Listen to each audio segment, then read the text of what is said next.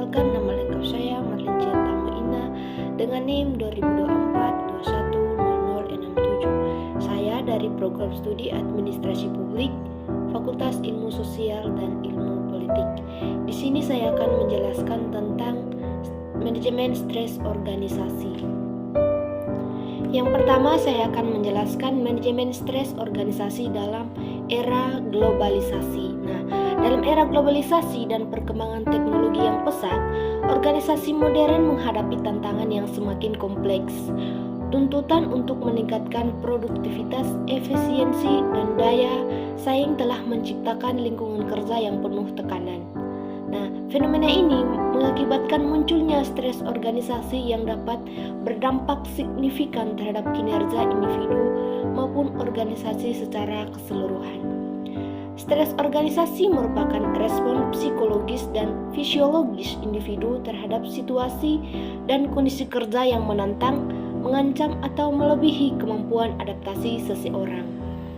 Menurut penelitian yang dilakukan oleh American Psychological Association pada tahun 2019, sekitar 75% karyawan mengalami stres yang berkaitan dengan pekerjaan, dan 50% diantaranya membutuhkan bantuan untuk mengelola stres tersebut. Nah, dampak negatif dari stres organisasi tidak hanya dirasakan oleh individu, tetapi juga oleh organisasi. Stres yang tidak dikelola dengan baik dapat menyebabkan penurunan produktivitas, peningkatan tingkat absensi, turnover karyawan yang tinggi, dan berbagai masalah kesehatan yang pada akhirnya akan menimbulkan kerugian finansial bagi organisasi. Menurut para ahli yaitu Robbins pada tahun 2017 menyatakan bahwa manajemen stres organisasi merupakan proses sistematis untuk mengidentifikasi, mencegah dan mengatasi stres di tempat kerja melalui berbagai strategis dan intervensi yang terencana. Pendekatan proaktif. Nah, di sini ada definisi dari manajemen stres organisasi, yaitu sebagai kondisi ketegangan fisik dan psikologis yang dialami individu sebagai akibat dari tuntutan lingkungan kerja yang melebihi kemampuan adaptasi atau sumber daya yang dimiliki. Nah, di sini ada faktor-faktor penyebab stres organisasi. Yang pertama yaitu faktor lingkungan, yaitu mencakup kondisi eksternal yang mempengaruhi organisasi seperti ketidakpastian ekonomi, perubahan teknologi, dan ketidakstabilan politik. Nah, ketidakstabilan ekonomi dapat menciptakan kekhawatiran tentang keamanan kerja dan stabilitas finansial. Sementara, perubahan teknologi yang cepat dapat menimbulkan tekanan untuk terus beradaptasi dan mengembangkan keterampilan baru. Yang kedua yaitu faktor organisasional, meliputi berbagai aspek struktur dan proses dalam organisasi yang dapat menimbulkan stres. Nah, di sini ada beberapa poin.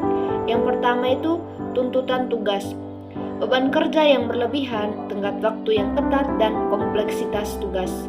Yang kedua yaitu tuntutan peran, artinya ambiguitas peran, konflik peran, dan beban peran yang berlebihan. Yang ketiga yaitu tuntutan interpersonal, yang artinya konflik dengan rekan kerja, kurangnya dukungan sosial, dan masalah komunikasi. Yang keempat yaitu struktur organisasi, artinya birokrasi yang berlebihan, kurangnya partisipasi dalam pengambilan keputusan, dan sistem kontrol yang ketat. Yang kelima yaitu kepemimpinan, gaya kepemimpinan yang kurang efektif, kurangnya umpan balik, dan ketidakstabilan dalam perlakuan.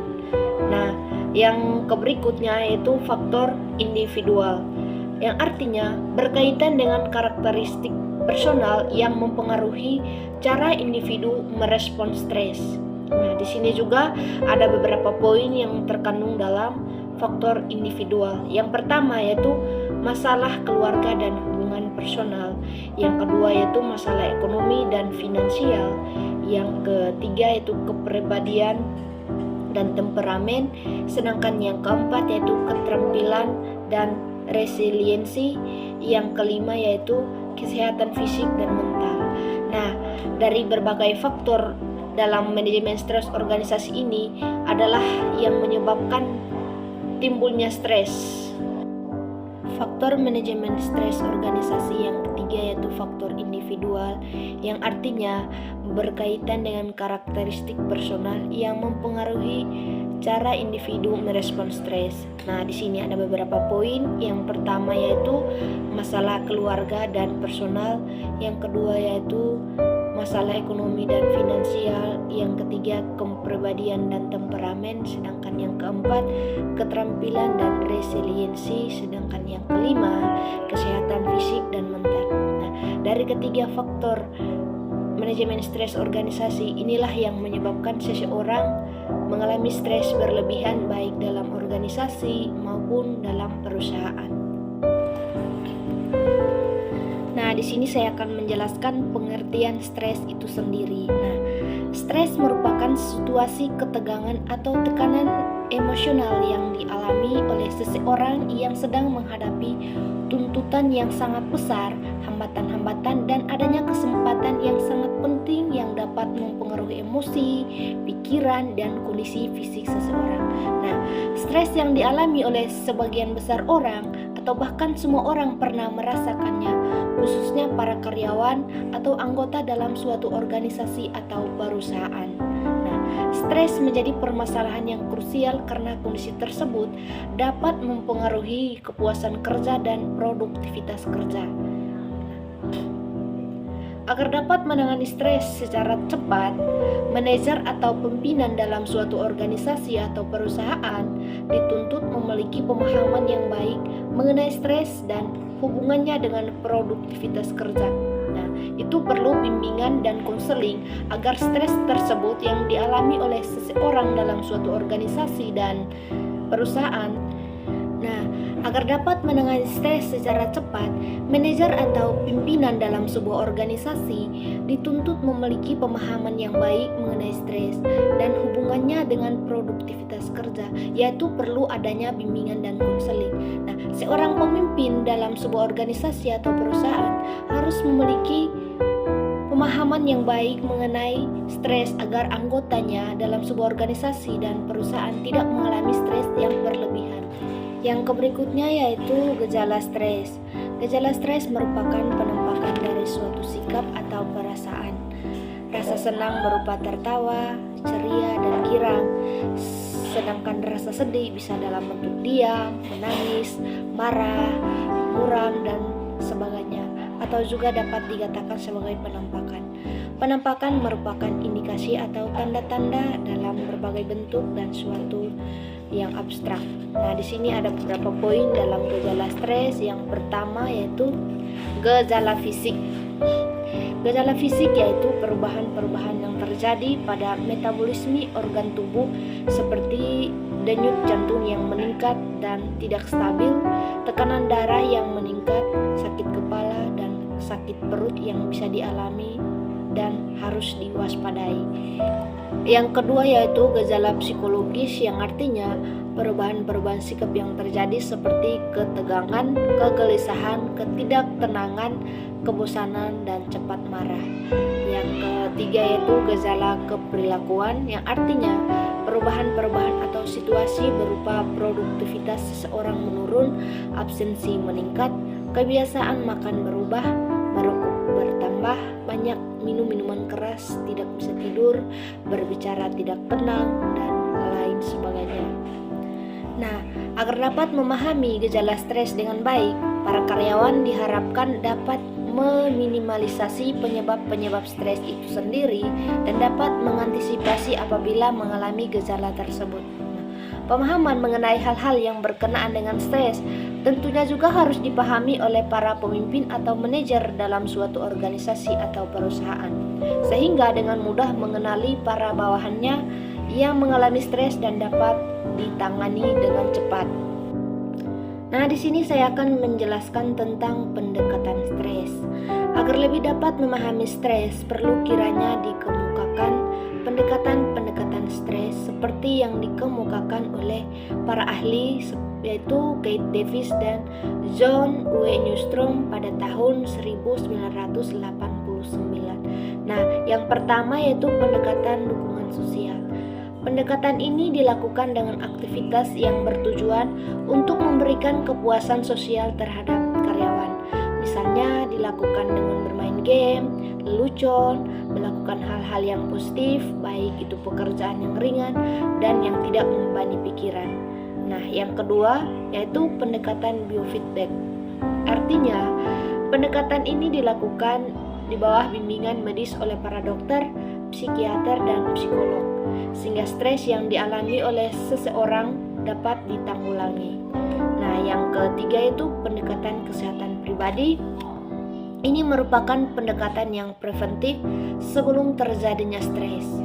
Dalam hal ini, para karyawan melakukan pemeriksaan kesehatan periodik secara kontinu, melakukan relaksasi otak, pengaturan gizi, dan olahraga secara teratur. Nah, yang keempat yaitu pendekatan meditasi. Pendekatan ini dilakukan dengan penenangan diri atau pikiran, dan kita juga meminta petunjuk dari Tuhan Yang Maha Esa dan pernafasan. Yang berikutnya saya akan menjelaskan tentang cara mengatasi stres. Dalam pelaksanaan pekerjaan sehari-hari, tidak menutup kemungkinan pada karyawan mengalami tekanan dan berbenturan dengan berbagai masalah yang apabila dibiarkan akan membuat stres. Nah, masalah-masalah tersebut baik yang berkaitan dengan emosional maupun dengan perilaku dapat menghambat produktivitas kerja. Nah, oleh karena itu sudah menjadi kewajiban bahkan kewajaran perusahaan atau organisasi untuk melakukan berbagai upaya sebagai antisipasi munculnya stres yang dialami oleh karyawan atau anggotanya. Nah, menurut Haryanza, ada dua upaya yang dilakukan untuk mengatasi stres, yaitu bimbingan dan konseling. Yang pertama yaitu konseling. Konseling dipandang sebagai proses pembahasan suatu masalah dengan seorang karyawan yang mempunyai masalah, yang bertujuan untuk membantu karyawan dalam memecahkan masalah tersebut. Nah, dalam praktiknya ada pihak pembimbing dan ada juga pihak yang dibimbing. Nah, yang kedua yaitu pembimbing. Yaitu pembimbing hanya bertindak sebagai pembantu untuk memecahkan masalah tersebut, bukan yang memecahkan, dan pemecahan masalah tetap ada pada pihak yang dibimbing. Nah, para ahli juga di sini memaparkan beberapa fungsi konseling. Yang pertama yaitu memberi nasihat. Berdasarkan pada pemberian gambaran berbagai alternatif yang dapat digunakan dalam memecahkan masalah yang sedang dihadapi oleh karyawan atau anggota dalam suatu organisasi atau perusahaan. Nah, di sini juga para ahli memaparkan beberapa fungsi konseling. Yang pertama yaitu pemberi nasihat. Berdasarkan pada pemberian gambaran berbagai alternatif yang dapat digunakan dalam pemecahan masalah yang sedang dihadapi oleh seorang karyawan atau anggota dalam suatu organisasi atau perusahaan. Yang kedua yaitu menenteramkan hati. Dapat dilakukan dengan memberikan dorongan atau motivasi bahwa berbagai masalah apabila dihadapi dengan bijaksana maka akan dapat diselesaikan dengan baik serta akan mencapai tujuan yang telah ditetapkan dalam sebuah organisasi atau perusahaan. Nah, yang ketiga yaitu komunikasi. Komunikasi adalah mengkomunikasikan berbagai aspek yang berhubungan dengan kebijakan organisasi atau perusahaan yang mungkin kurang dipahami oleh para karyawan sehingga mengakibatkan munculnya permasalahan pada diri karyawan atau anggota dalam sebuah organisasi atau perusahaan. Nah, mencari informasi tentang berbagai ketidaksukaan dari berbagai kebijakan perusahaan atau organisasi. Nah, yang berikutnya yaitu mengendurkan ketegangan emosional. Artinya, hal ini dapat dilakukan dengan cara berempati atau yang artinya ikut merasakan apa yang dirasakan oleh para karyawan atau anggotanya, atau juga mendengarkan berbagai keluhan yang dirasakan oleh para karyawan atau anggota dalam sebuah organisasi atau perusahaan. Nah, yang kelima yaitu berpikir jernih.